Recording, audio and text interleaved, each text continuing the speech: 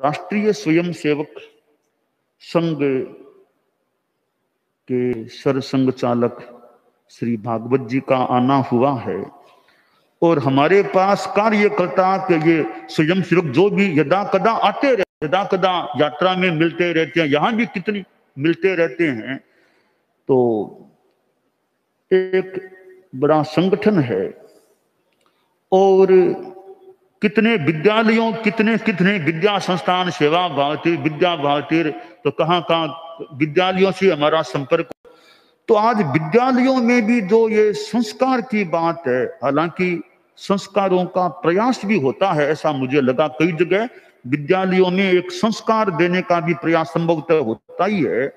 तो कुल मिलाकर के एक आदमी में संस्कार अच्छे आ जाएं, खैर सब कोई महात्मा बने वो तो बहुत आगे की, सदात्मा सदात्मा अच्छे इंसान बन जाएं तो एक भारत और भी पूरी दुनिया ही अच्छी हो, पूरी दुनिया अच्छी बने। हम लोग भारत में रह रहे हैं तो हमारा एक राष्ट्र है जहाँ एक इतने ज्ञान के ग्रंथ हैं, इतने हमारे भारत में संत लोग भी इतने, संत संपदा है, धर्म संप्रदाय भी हैं।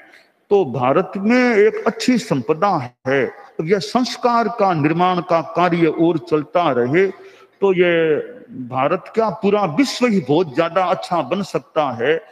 तो राष्ट्रीय स्वयंसेवक संगठन के श्री सरसंघ चालक जी से नागपुर में मिलना हुआ था और नागपुर में हमारा जाना हो गया। उसके बाद हम चल के यहाँ आ गए। चतुर्मास हमारा चल ही रहा है, तो चतुर्मास का समय है, इसमें लोगों से संपर्क भी होता है और जनता को भी एक व्यवस्थित रूप में कुछ प्रवचन आदि के माध्यम से बताने का अवसर भी मिलता है।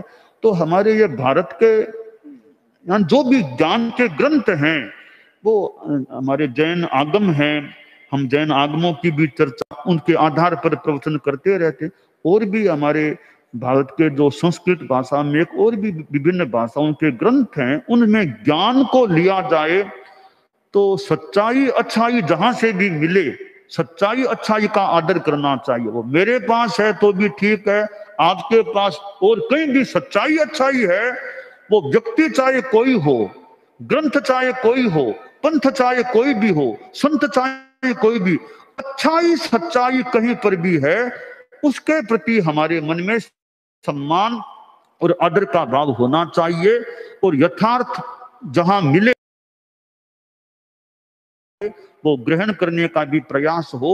तो यह दो शब्दों में कहूं तो आस्था आचार, आदमी की आस्था सही हो तो आचार सही हो, तो आस्था सही होगी तो आचार का सही होना आसान हो सकेगा। तो आस्था आचार को आसान बना सकती है, आस्था नहीं है तो फिर जीवन में आचार आना कठिन हो सकता है।